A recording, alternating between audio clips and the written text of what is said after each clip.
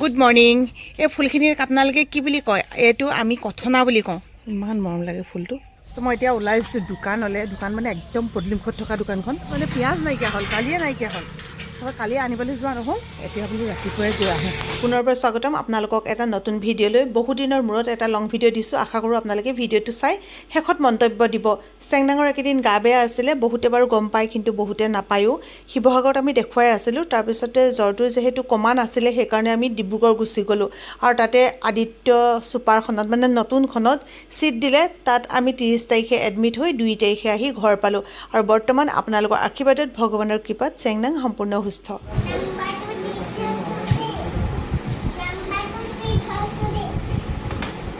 আমাৰ বৈষ্ণৱ ককায়েকে বোলে ভনীয়েকক চাবলৈ একদম উৎপাত লগাইছে। বেটি ওলালেহি, তাহাঁতৰো চিন্তা এটা লাগি আছিলে নহয়। বৈষ্ণৱৰো এটা দুটা মাত ফুটিছে, ইমান ধুনীয়া শুনিছে কথাবোৰ।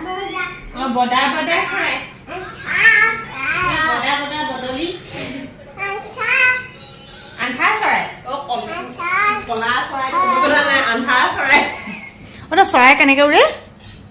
চৰাই তেনেকৈ উৰে। আৰু মাছ কেনেকৈ যায়?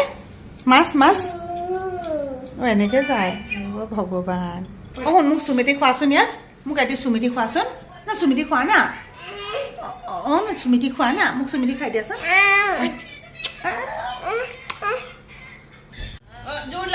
আমি কথা পাতিম এইফালে আহা আহা। ইমানেই কথা পাতিব জনা হ'ল, ইমানেই কথা পাতিব জনা হ'ল, ইমানেই কথা ক'ব জনা হ'ল। ফোনতে সেইদিনাখন কি কি যে কথা কৈছে, এতিয়া একদম ডাইৰেক্টলি কথা ভাবিছোঁ তাতোত কৈছা। চোৱা আপোনাৰ কথা দি কোৱাচোন, কথা দি কৈছা। দেউতাৰ নামটো কোৱাচোন আগে, দেউতাৰ নামটো কোৱাচোন। আনন্দ। আৰু এই মা নাম কি? মা নাম মা নাম কি? মা নাম কি?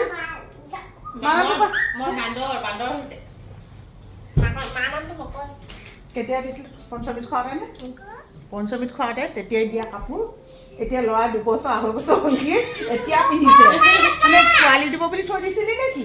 হে উমনিয়ে দিছিলোঁ, কণীও নাপায়, পোৱালিও নিদিলে। সেইকাৰণে তাৰপিছত আলহী আহিলে মানে আমাৰ মনৰ নিচিনাকৈ এনেকৈ কাম কৰিব লাগে। চাওক, যেতিয়া আলহী আহে নহয়, আলহীক বহুৱাই মেলি এনেকৈ কাম কৰিব লাগে। মনুক কৈছোঁ যে যেতিয়া আলহী আহে বুলি তেনেকৈ কাম কৰি থাকিলে মানুহে বেয়া পায়, তুমি থোৱা হ'বই আকৌ। সৰু ল'ৰা ছোৱালী আছে বুলি কিহত চিন নহ'লে। বাকী এইফালে আমাৰ মুনুৱে এফালে ফাৰ্মাচী খুলিছে। ফাৰ্মাচী কাৰোবাক ঔষধ পাতি লাগিলে আহিব পাৰে।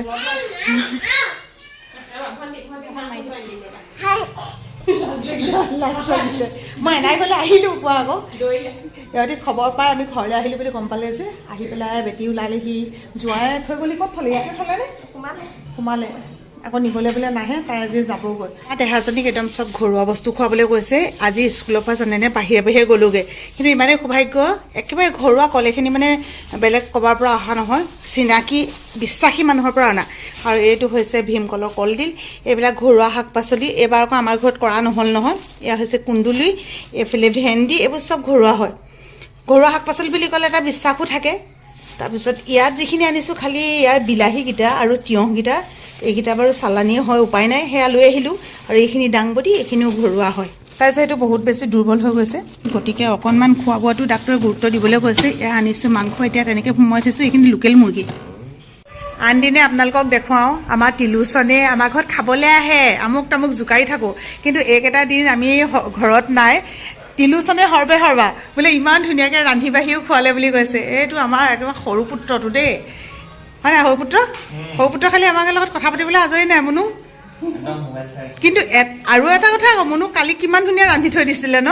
আমি অহাৰ আগতে ঘৰ গৈ পাম বুলি ক'লোঁ, একদম ৰান্ধি মেলি থৈছে। বাবলু আৰু এওঁ চাগে হেল্পাৰহে।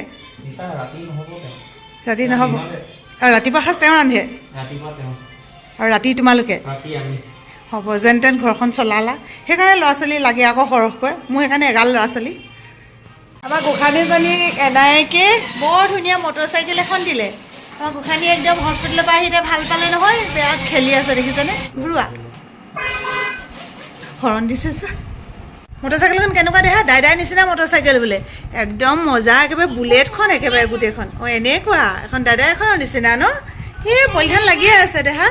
এইফালে আহি মেলি দেখিছে নহয় কাপোৰ কানি কেনেকৈ থোৱা হৈছে। আগত কাপোৰখিনি ইয়াত আপোনালোকে থকা দেখিছিলে, কিন্তু মানে মই সেইদিনাখন ডিব্ৰুগড়লৈ যাওঁতে কি যে বান্ধি মেলি কেনেকৈ লৈ গ'লোঁ মানে একদম নিজে পাত্তা নাই আৰু। এতিয়া বহুকেইটা কাপোৰ আজি ধুব লগা হ'ল, বাকী এইবোৰ দেখিছে নহয় গোটেই খেলি মেলি টাইপ হৈ আছে। এতিয়া ভাবিছোঁ কাপোৰ কানিখিনি জাপোঁ। আপোনালোকে জানিব বিচাৰি আছিলে আমাৰ চেংনাঙৰ কি হৈছে।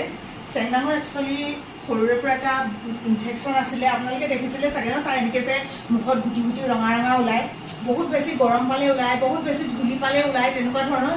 বহুত বেছি জ্বৰ হৈছিলে, জ্বৰৰ ঔষধটো যদি খুৱাই দিয়া হয় খন্তেক মানে আপোনাৰ ধৰক 4 ঘণ্টামান কাম কৰে, আকৌ জ্বৰটো উঠি যায়, আকৌ জ্বৰৰ ঔষধ খুৱাওঁ, আকৌ জ্বৰটো উঠি যায়, মানে সেইটো হৈ আছিলে। আৰু সেইদিনাখন জিতুমণি ছাৰ আছিলে, আগদিনাখন নিয়া হ'ল, সেইদিনাখন ছাৰেও তেনেকৈ ঔষধ পাতি দিলে, সেইখিনি খাই পেলাই সেই তেনেকৈ 4 ঘণ্টা আৰু 4 ঘণ্টা মূৰত আকৌ হ'ল। এতিয়া গোটেইখিনি মানে সেইদিনাখন ডাক্তৰক কৈছোঁ যে যিমান যি আছে চব বোলো টেষ্টখিনি কৰাই দিয়ক।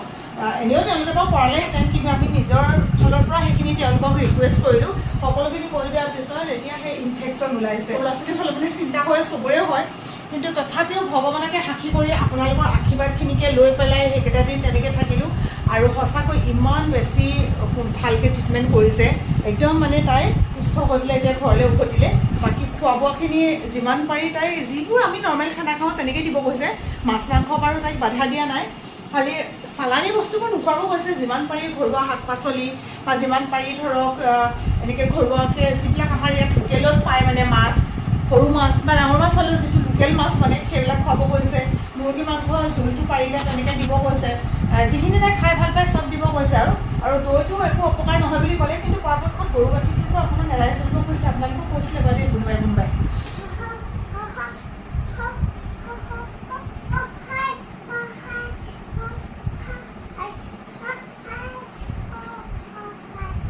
এখনত ব্লুটুথ কানেকশ্যন কৰিব পাৰি, মানে তাই ইয়াত থৈ গ'ল, মই এতিয়া এইবোৰ শুনি শুনিহে কাম কৰি থকা নিচিনা হৈছে। এই ক্ষেত্ৰত যে ভিডিঅ' ক্ৰিয়েটৰসকল সঁচাকৈ আমি নিৰুপায় হৈ যাওঁ। ভাল গান এটা হ'লেও আমি দিব নোৱাৰোঁ, চাউণ্ডটো অফ কৰিব লাগে, ভইচ অভাৰ দিব লাগে। যে কি নহওক ভিডিঅ'টো বাৰু এনেকৈ কৰি দিলোঁ, কাৰণ কপিৰাইট লাগে গম পাইছে।